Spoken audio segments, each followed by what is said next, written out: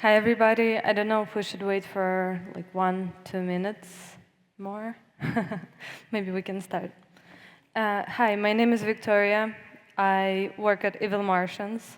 It's a funny name, very memorable. Hopefully you remember it. Today I have a very fun topic to talk to you about. It's open source. I love open source, and I want to talk about a hotter take on open source. I actually believe that open source should be monetized, and maybe today we can talk about this a little bit more. So before we start, I want to ask how many of you are engineers? Can you raise your hands? Okay, great. My crowd. Okay, we'll start with a little game. How many of you know this logotype? Nobody? Okay. How about this one? Okay, a couple. This one? Yeah, a little bit more. This? Ambiguous. It's the front end stuff, not that interesting. This one? Okay.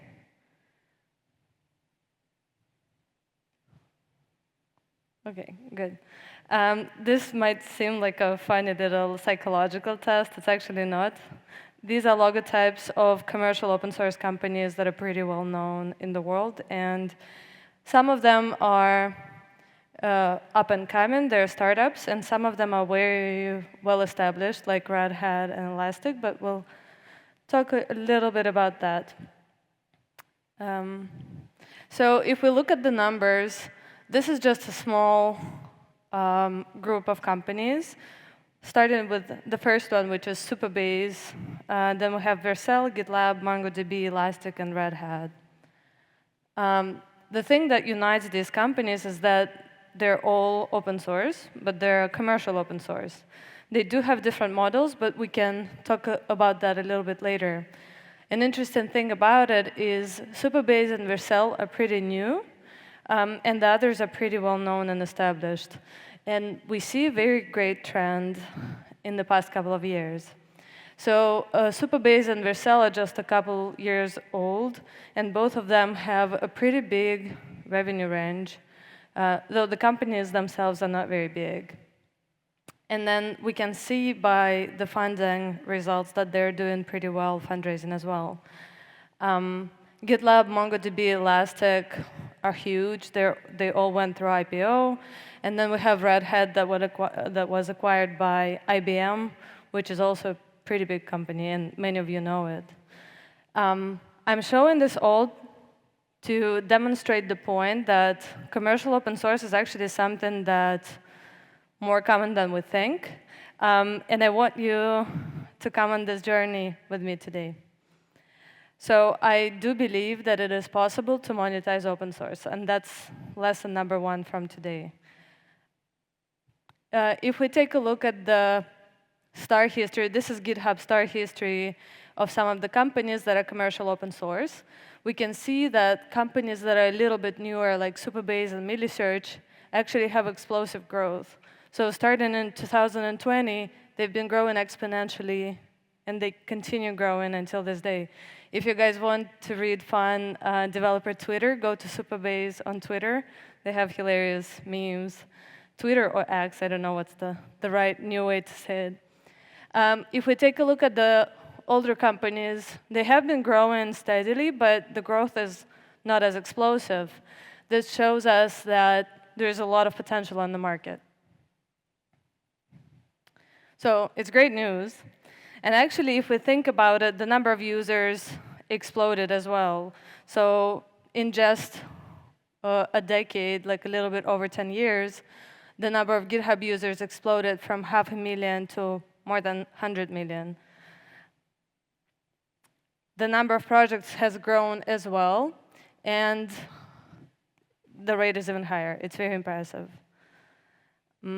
If we think about investment in open source, it's almost tripled in the past 7 years, while regular SaaS deals increased just by 40%. Even though I'm not talking about the number of money that those companies have raised, SaaS, of course, raised more, but we see a very optimistic trend in what's going on in commercial open source. And if you think about it, the market is pretty big. 25 to 30 million software developers all over the world use developer tools on commercial open source and open source every day. This market is not as big as an average SaaS market, but it's still a pretty nice niche. So lesson number 2 from today is that if you do decide to monetize open source, you're actually in great company. There are a bunch of amazing companies that have done that. And I mean, in the middle, you see the ones that I listed in the beginning, but maybe you know some other logotypes from this slide. Some of them are actually Evil Martian products. So this is the logotype of Evil Martians. We have any cable and image proxy, and I will talk about them a little bit more later. So I'm here today to tell you that I think that the only way to do open source sustainably is to commercialize it. And I will expand on that because this idea is probably a little bit controversial. A lot of people like open source because it's free. So by commercializing it, we're kind of defeating the purpose of open source. And I once heard this amazing thing from Miško Hevery, who created AngularJS. He said, open source is free as in speech and not free as in beer. So let it sink in. So I think that open source philosophically should be free, but to make sure that it's sustainable and that you feel good about it down the road, you need to monetize it somehow. Who am I to tell you this? I'm not an engineer, but I do work with engineers every single day, and I'm your biggest cheerleader. I've seen what's happening. I kind of understand the market, and I can share some insights with you that can help you take your open source project to the next level and potentially make a business out of it. This is my Twitter, so if you want to connect, please feel free to scan. So I have background in project management. I used to work at design agencies, and I really liked that job. And a few years ago, I joined Evil Martians, and my world has changed because from a very design-oriented world, I joined a very developer-oriented world. And Evil Martians is very unique in that way because we work with developer tools. We are a software development agency that works with developer tools specifically. So we transform growth stage startups into unicorns, build developer tools, and create open source products. By create open source products, I mean, like, it's our big mission to do that. Historically, we've been a Ruby on Rails shop, so that's where we're known most. But we've really taken it, a step further. Our designers, our engineers, make it their mission to create open source products that improve developers' lives and make it easier. We are distributed across the globe. We live in the US, we live in Japan and Portugal and many countries across the world. And we create open source projects. We've created over 100 open source projects, and some of them you might know, actually. Do any of you know PostCSS by chance? Have you heard of that name? OK, great. We also have Browsers List, Left Hook, TestProf, some Ruby on Rails frameworks as well. So basically, every time we see an opportunity to create something that will make somebody's life easier, we try to open source that project. And typically, it happens when we work on a commercial project and we see a problem that's pretty common and there is no good existing solution on the market. We create it, we open source it, and we maintain it down the line. So through that process, we also try to commercialize some projects. And that's how I kind of started acquiring my expertise in commercializing open source. So basically what I do is I study commercial open source and developer tools for a living. That's what I do every day for my job, and I kind of take it a little bit further.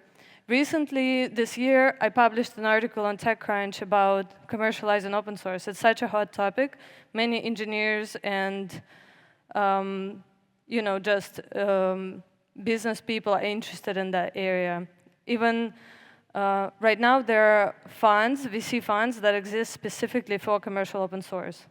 So then I started a different venture. I started a podcast where I interviewed different people from developer tool space and commercial open source about building commercial open source. And soon I will post my second season of interviews with founders that have shared their journey. And today I want to share some insights that I've learned throughout that path. So today we will try to monetize open source together. I'll take you through this path, but first I want to talk about the things that stop you, that are in your way. So let's start from the beginning. How do you decide whether to open source a project? How many of you have started open source projects? Okay, good. How do you decide whether to open source it? So typically, a problem that many engineers run into is that they love engineering so much, and they get stuck in the cycle of just engineering. They want to code, they want to improve their code, and that's the paradigm they live in. The solution is actually to apply a startup mindset to your project. So if you think about it, as any product, it starts with a real pain point. You work on a project, you come across a problem that's very painful, there is no existing solution on the market, and what you do, you try to solve it. And then you see whether in other projects there are similar problems. Maybe your project could apply to that and resolve that issue as well. Then you talk to your peers, and you're like, look, I made this really cool open source project that has 2 stars. Maybe you want to try it on your project. They try it, they like it, they talk about it with their friends, open source. If this issue is common, open source your solution, and it eventually will find traction, because if it's a good product, it will find its organic product market fit in the open source community, and it will be used. I want to share an example with you. So image proxy is one of the evil Martian commercial open source products. It started maybe 4 or 5 years ago when we were creating this big startup inside of eBay. Basically, we were trying to create this tool that allowed people from different countries to post listings to eBay. And the problem that we ran into is that there were millions of images in different resizes on different size screens, and processing them was just taking forever. These images were user-generated, so they were not optimized by any means. And what happened is that the storage was expensive, the pages were loading extremely slowly, and there was no great solution on the market. So our engineer created a really performant tool written in Go language. It was on-the-fly image optimization. And he realized that since he was benefiting so much from using it on eBay, a lot of other engineers would too. So he open sourced it. And right now, image proxy has over 7,000 stars on GitHub. And stars is a little bit of an interesting metric. It doesn't necessarily tell you how many people use your project. It's a good indicator of your success, I guess, to a certain extent.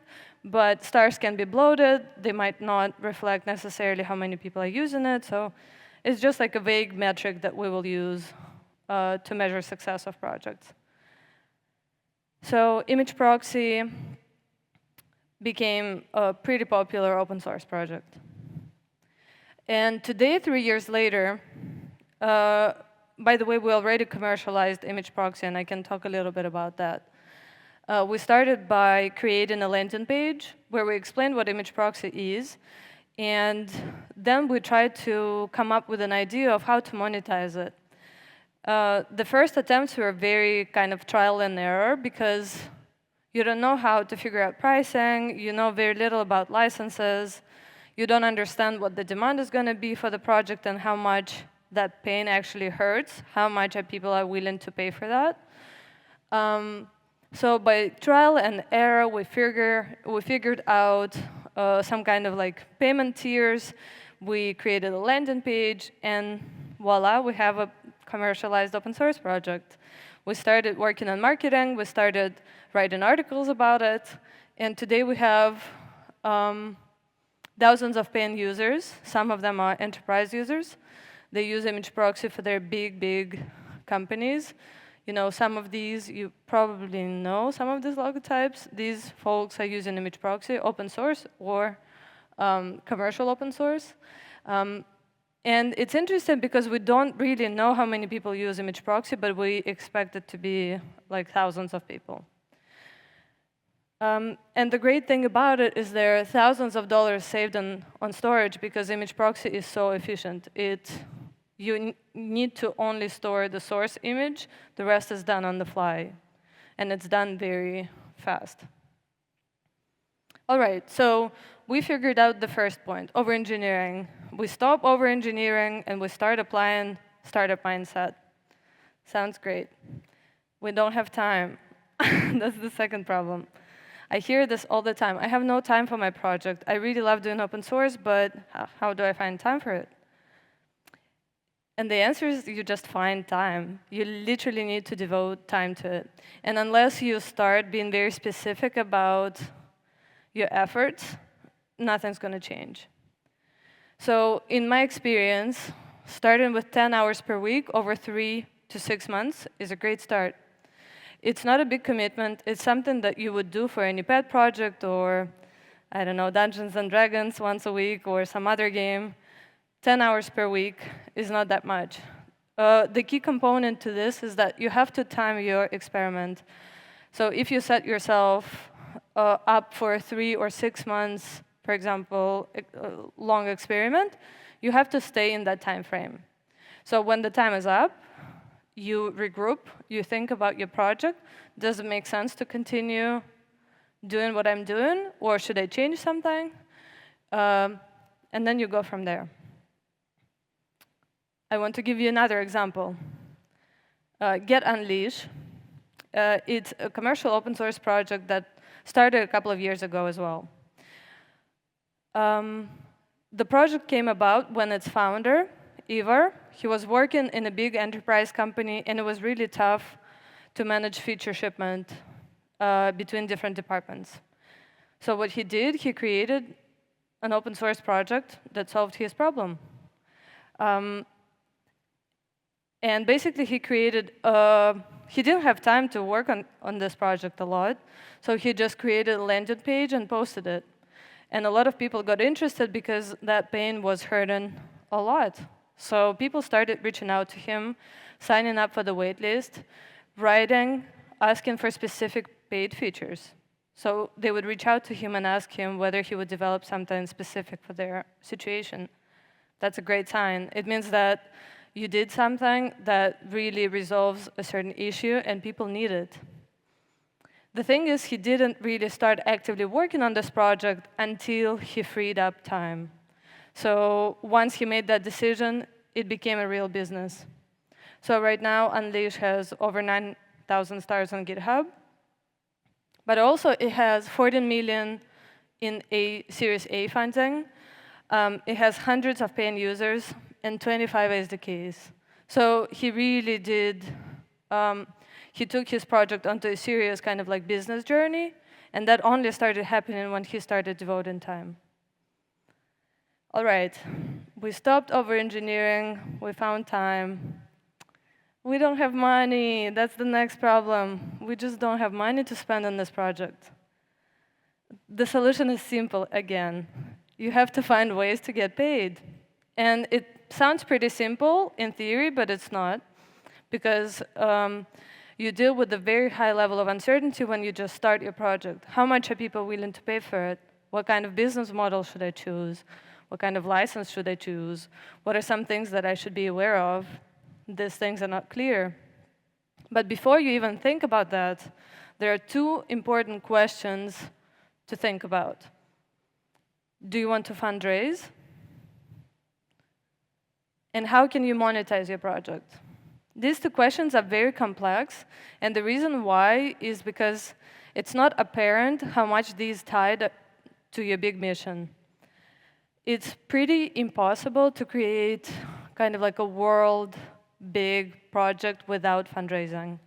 So if your mission is to create a tool that everybody will use for something very specific, doesn't matter, you probably need to fundraise. So that's your first question, right? And monetization is a little bit trickier as well because initially when you just start your project, it's not clear what things should be paid, what things should be free, how you should approach scaling, what are some hidden costs that you're not aware of at this moment, things like that. So I want to talk about, it's probably my favorite example of this badge. I want to talk about Sidekick.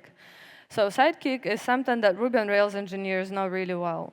It's kind of like the #1 tool for background jobs in Ruby on Rails. The thing about it is Mike Perham created it because there was no efficient background processing for Ruby. He saw a niche. He saw that that problem is not solved in Ruby on Rails, and he had a serious talk with himself. He thought that he could do it. He's a great engineer. He could do it. But the only way he could do it if this project would pay for his living. And he started strategizing about that. He set some SMART goals for himself. SMART meaning clear, measurable goals with clear time frame. He was very transparent about his journey with his audience, so he was writing about his project actively. As he was creating Sidekick, he was creating a blog where he wrote about every single iteration.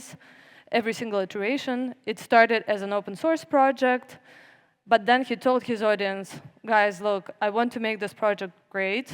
I want to maintain it for 10, 15, 20 years to come. I want you to be happy with the quality of this. To do this, I need to make this a paid product.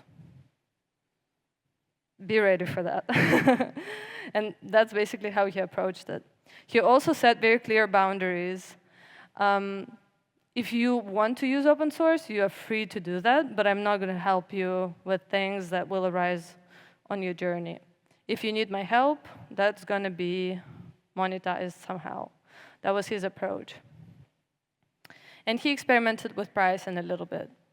I also want to talk about his goals. So when he started his project, he had 3 goals in mind. The first one was, I want to make $1 million. That's a very clear goal. His second goal was, I want big Ruby on Rails companies like Airbnb, Twitter, etc., to use my tool. Sure. And you can assign a number, let's say 10 companies, right? And his goal number 3 was very kind of like inspirational. He said that he wants to be #1 background job tool for Ruby on Rails. And here we are, I don't know, 10 years later. He has 12,000 stars on GitHub, and his project is pretty impressive. It's a one-person show, so it's just Mike working on his project. It's 5 million annual recurring revenue, so he's actually making millions of dollars every year.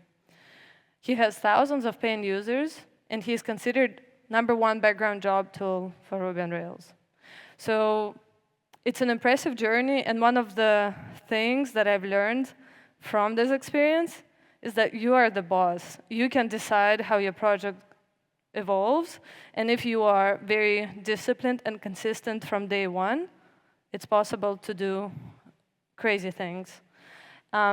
And basically, one of the things that Mike said in the end of our interview, he said that I'm very lucky because I get to do what I love every single day.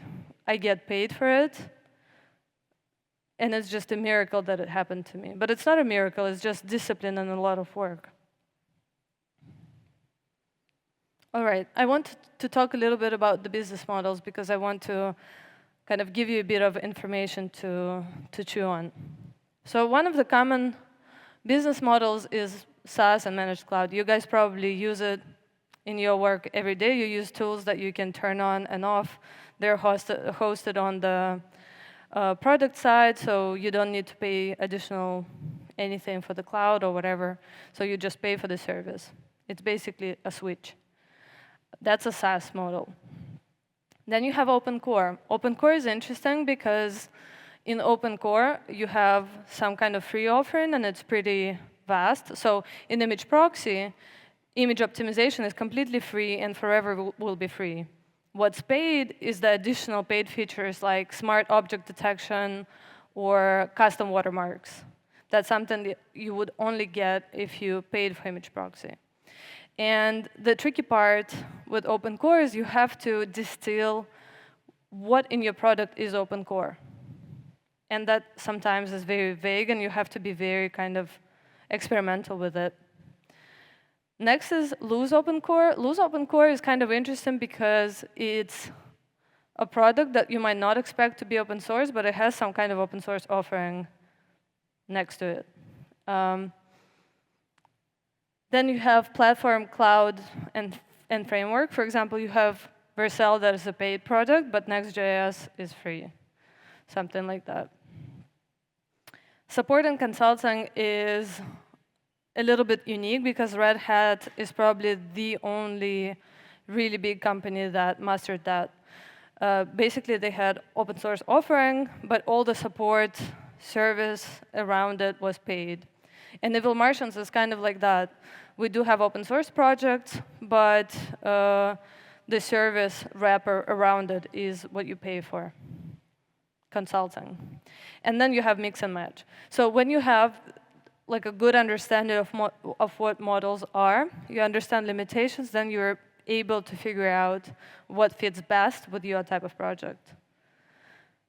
There's one more thing that I want to note. There is usage-based pricing. So I think it's differs a little bit for SaaS and open core, but it's the same idea, is when you charge people for how much they use your product. So it could be number of seats or number of concurrencies or, I don't know, volume in which people consume your product. And you can think about ways to monetize it through this lens as well. All right. So I guess my biggest advice from this would be don't be afraid to experiment with it. There is no right solution, and it's OK to do a few iterations until you understand what works best for your product.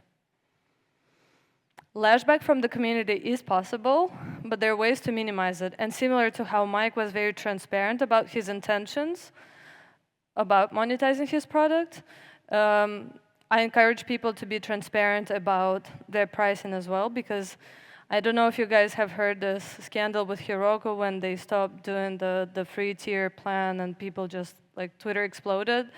That's probably not the best way to do it, but there are some good ways to do it. All right, so we talked about a couple of things. One of the other challenges is that there are too many cooks in the kitchen. A lot of people, when you do open source, feel pressure from the community. The community is pulling you different ways. You know, people are pulling you different ways.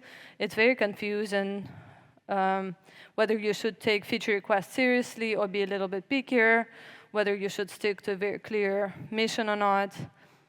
And the solution is actually having a strong mission and strong leadership.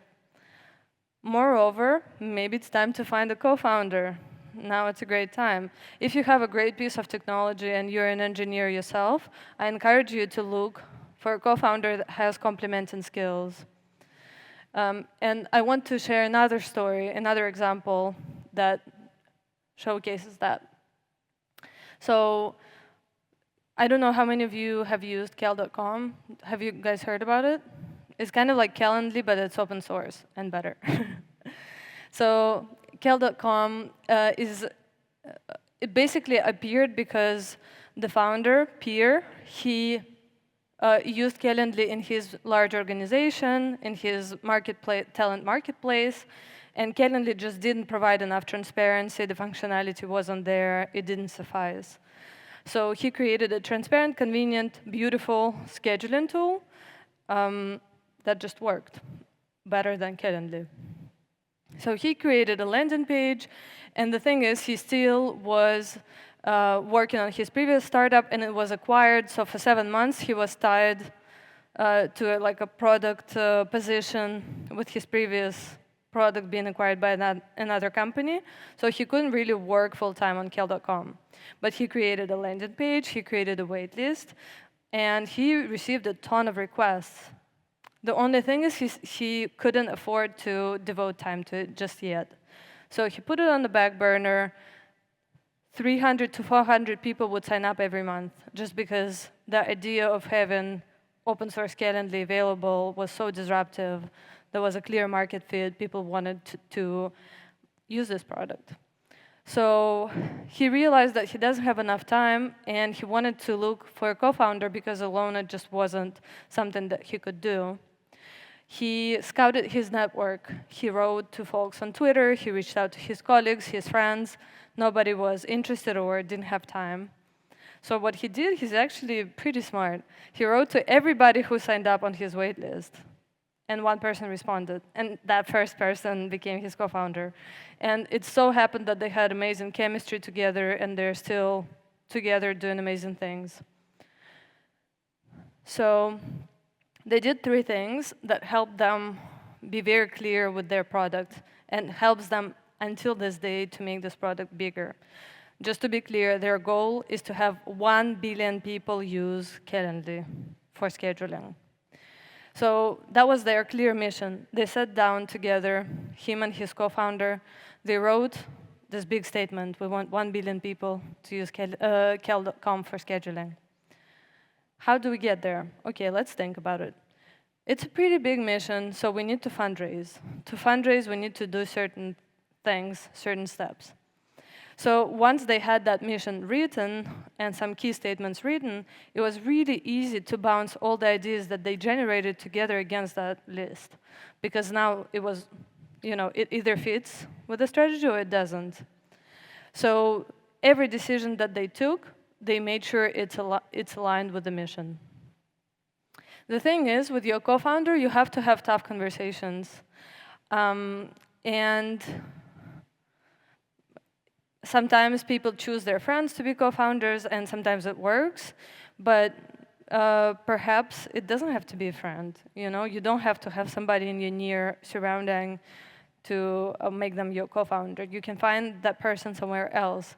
And some of those resources are like Y Combinator, for example. They offer co-founder matching, where you can find a person who is complementing your skills, who is a little bit more on the business side, perhaps, who is a little bit more on the marketing or design side, and together you can make great things together. So through those tough conversations, you're able to create a very strong partnership and a very clear trajectory for your project. That's what you want. And for Kel.com, it works really well. They have 24,000 stars on GitHub. They recently did a really impressive round, and VCs were basically in line, just excited to be part of their project, and they had to pick and choose who is their investor in the next round. They have millions of users. They're in the millions. And they have wildly successful launches on Product Hunt. So they have a pretty strong community on Twitter, and they're just doing great things. Once again, you're the boss. If you decide that your mission is to conquer the world, who's going to stop you? It's the matter of figuring out the next steps. All right, we've gone through most of it. One of the last but not least things about open source that is holding people back is the feedback. The thing about open source is that people tend to be very vocal, and the reality is they're more vocal about things that don't work than about the things that work. So people tend to be very vocal about the bad, and much less about the good. And that's actually a good thing. If something breaks, you will know about it right away. That's great news. But it takes a little bit of mental strength to adapt to that mindset. So the solution is to actually nurture your community and change your mindset. if you think about it, every bit of feedback is your opportunity to grow and improve your product. If somebody has something to say about your product, take it into consideration. Actually, feedback from users is the most valuable thing you can have. Iterate fast and talk about it. Talk about your fuck-ups online. That works really well.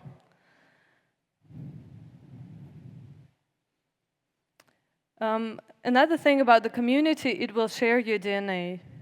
So if you start your community with a very open-minded, kind heart, your community will reciprocate that.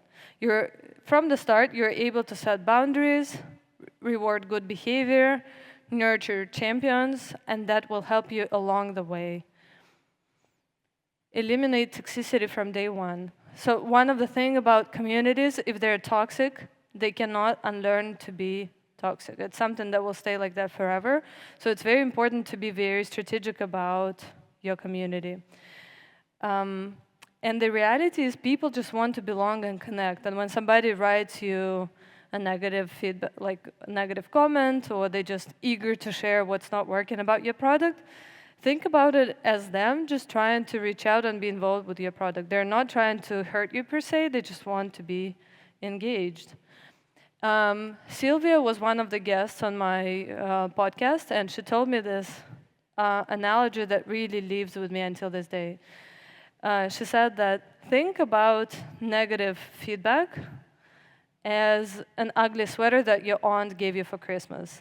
You don't necessarily love it, but it's something that, she tried. She did her best. And all she wanted was to connect with you. You don't have to wear it every day, but you can keep it in your closet and just think about her from time to time. So negative feedback is something that you can just keep somewhere in your house.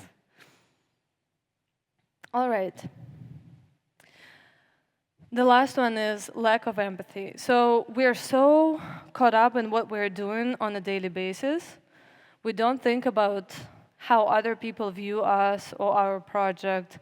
We don't share the same views on what's going on in our lives necessarily. And that's often in the way of us reaching more people with our products. So if you think about it, your README in your open source project is the first thing that people will see. When they come to your page, they will read the README, and they will make a judgment whether or not they want to use your product. So write a good one. And what does it mean, write a good one? There are different takes on this, but it has to be simple, clear, friendly. Give some examples, give people motivation to actually use your product.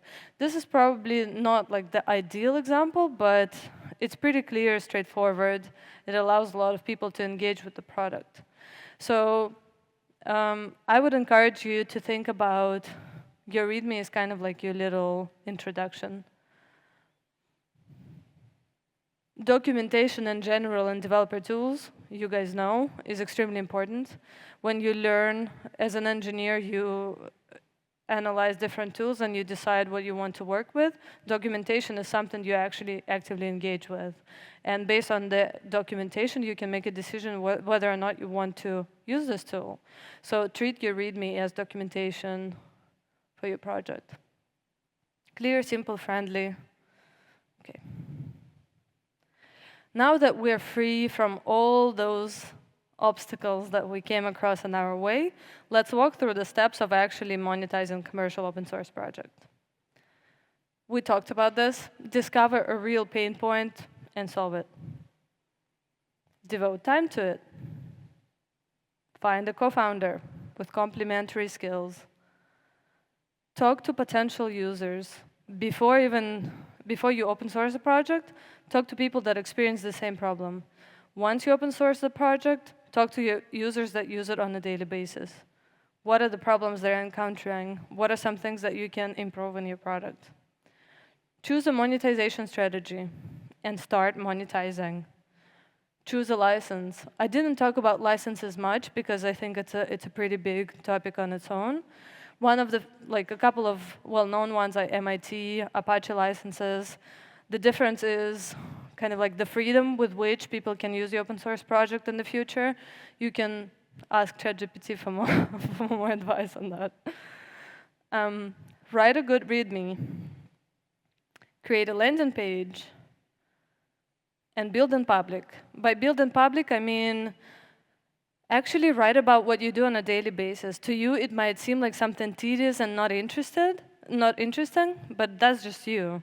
Actually, if you talk about it in a very friendly and appealing way, a lot of people will be engaged and they would be eager to learn more. If it's something like a problem that they encounter as well, I think they would love to read about your product. And that's how you get profit, like literally. That's how you earn with open source. So I want to end this talk with this lesson number 5. Open source. You know how those love is bubblegum? It's kind of like this. Open source is when you do what you love every day of your life on your terms. You can decide whether to monetize it or not. And at the end of the day, it's just up to you. If you decide to transform the world and create a new product that will be sustaining you for the rest of your life, you're very much equipped to do that. So the world is your oyster, and you can decide what to do with your open source. So once again, let's connect. This is my Twitter. You can connect with me there. I also want to encourage you to maybe stay tuned for Dev Propulsion Labs. I'm soon launching the 2nd season. It's going to be really interesting. We'll have some exciting founders there. It's just YouTube, but it's going to be available on Spotify as well. And check out Evil Martians. We write really awesome blog for developers and designers, pretty much on like a weekly basis. So yeah.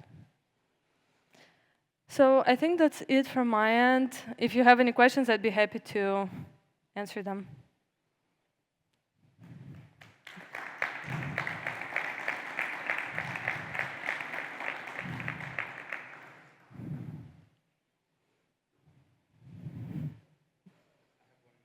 Sure.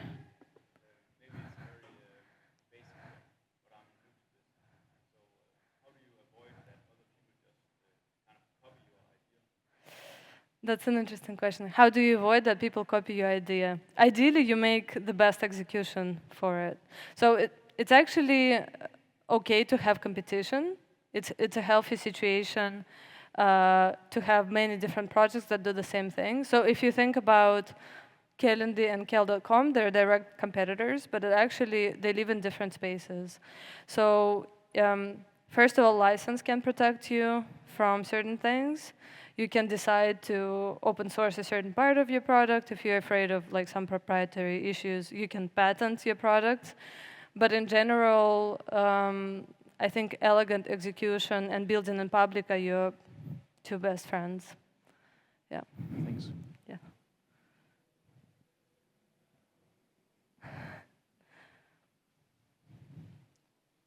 Any more questions? No?